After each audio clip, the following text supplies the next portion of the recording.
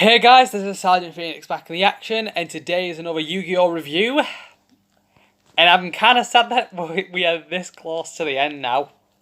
The next review I will do on this season will be the last one, because now we are getting to the last episode coming this Wednesday.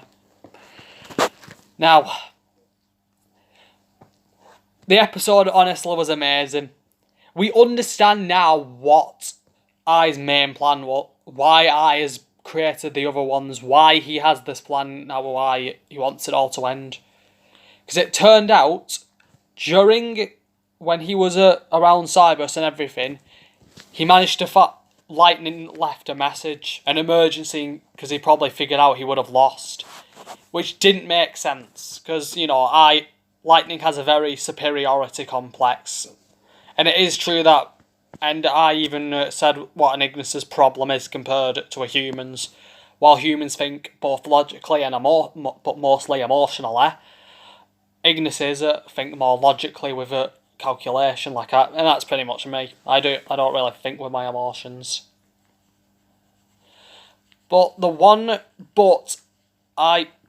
learnt back on season 2, the end, when Bowman and Lightning were telling them what the Ignis's true meanings were. Because Lightning made calculations showing the future, and even showed relationships if humans and Ignis's did manage to work together. And it practically showed the human race becoming extinct. Then did his own programming systems just in case, calculating with his calculations. It still resulted the same, humanity becomes extinct because of the Ignis, because nothing really changes. And there's a bit of debates about that, because, like with quantum physics, there's theories that say time's inevitable. Some points in time are inevitable. Like a river, you can throw a stone at it, you can make one little ripple, but the water's current will correct itself.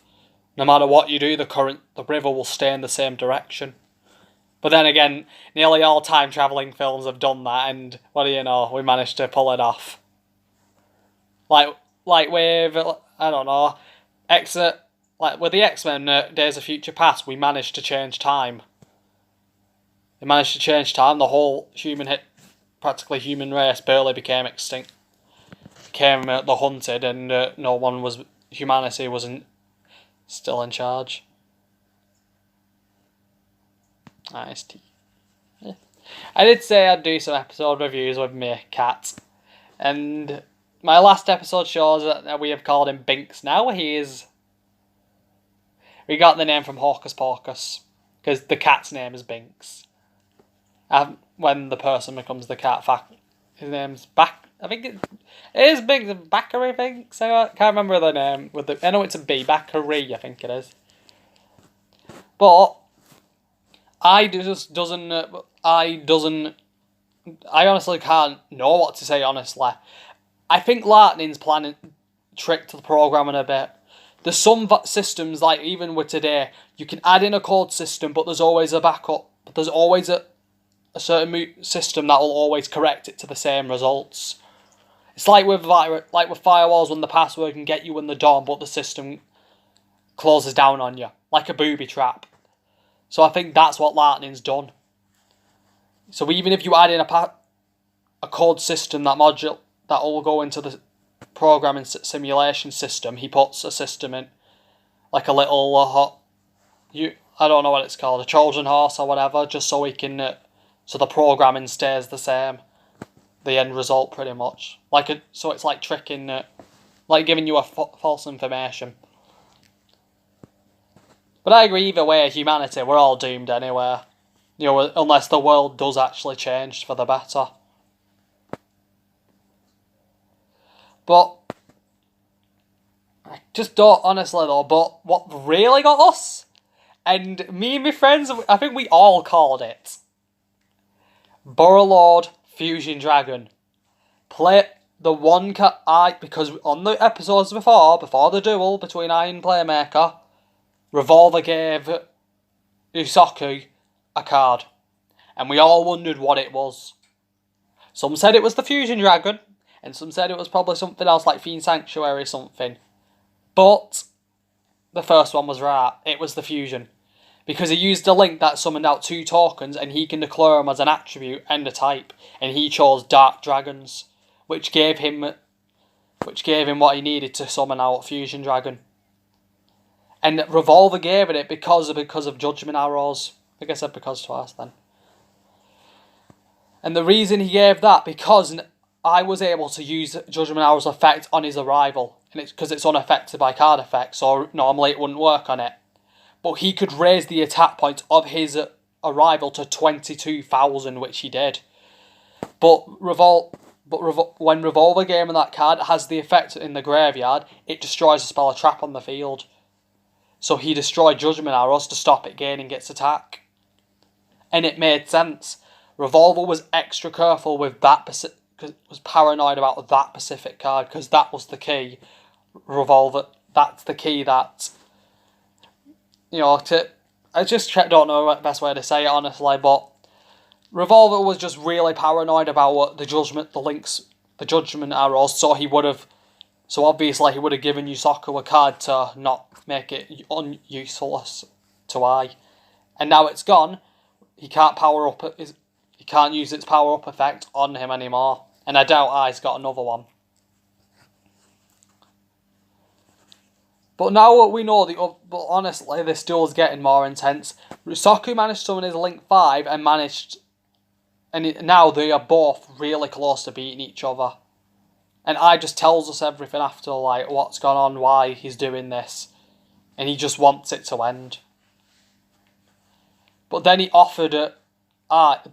offered Playmaker a solution. That they merge together. And I hope they actually do that. I think some of us are hoping that, and the reason I'm hoping that is because it would give us, like, a Jade and Yubel kind of thing when they merge together. And it could actually work. The duel could end in a draw for all we know, and if it does end in a draw, which would actually be better, then they merge together. Then one of them saves the other by merging together, and the future changes. Maybe I runs a simulation of them merging together. Maybe it makes the future better, because logically, with I's logic and systems, and then he has the emotional logic and feelings of a human. He can become the perfect link between humanity and the Ignis, so it could work. But there's guarantee that it won't. But that's, in the end, that's how it's not only our choice; it's the Ignis's choice. It's like on the Doctor episode when a Slivian turned back into an egg because of the TARDIS, and the Doctor even said she could start again. She could live her life from scratch. If they took her home, gave her to another family, tell them to raise her up. Tell them to raise her properly, she'll probably be fine. She'll either be fine or she could be even worse. But in the end, it's her choice. And that could happen. If those two merge together, they negotiate, they create more then there's other Ignises out there, and they may be... the cat's going near their camera. But think about it though. Hey, what are you doing? But think about it, if those two merge together, they manage to speak to the governments and everyone else, they bring everyone back, they can persuade everyone to calm down, it might be alright. Or, it'll either turn, the results could change for the good, or they could change for even worse. But, in the end, we can't know for sure. He keeps seeing himself on the camera, so... it could be worse or it could be better, but in the end, it's both of our choices. It's both sides' choices in the end. But if they merge together, it could be what we need. They could start everything all over again. It could be a second chance. And that would actually be really good. But the next episode is the last one, and then we have Yu-Gi-Oh! 7. It's not been confirmed what's going to happen, what the characters look like, nothing. But I'm hoping for one thing. And we all want a female protagonist. We all do. We've all said it and we all want it. But someone else is taking the rights. I'm hoping for 2 words. Not... Hold on. 3 words, sorry. Not a reboot. If it is a reboot, and they do it horribly, I will flip. And never forgive Konami for doing that. And we don't know if there's going to be a new system a new circuit put into the dueling. If there is, they have to make sure it doesn't go too far, because dueling's already gone to links really challenging for some people. It was alright for me because I instantly got the rules straight away, but if they make a new one, they have to be careful how they do it.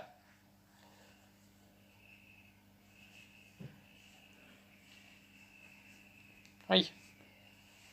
But that's your one possible thing. Hello!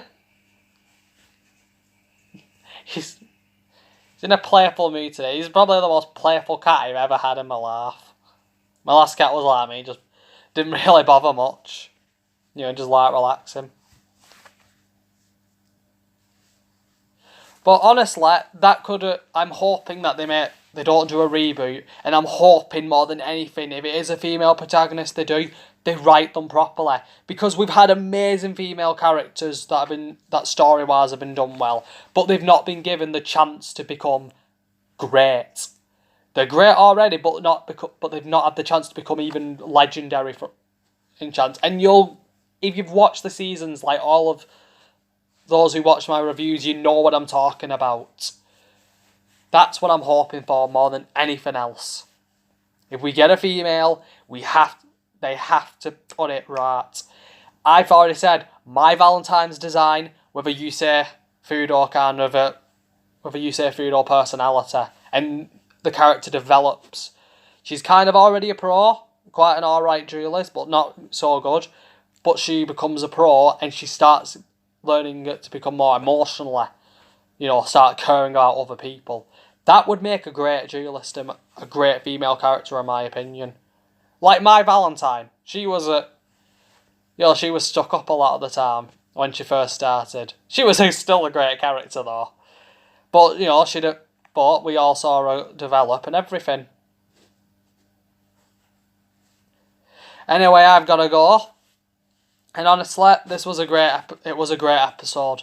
I'm hoping that the next episode, the last episode of Vrains, will be the greatest one they've ever done.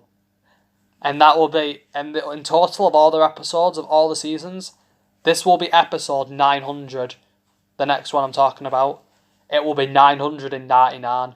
So the next season's very first episode will be their 1000th episode.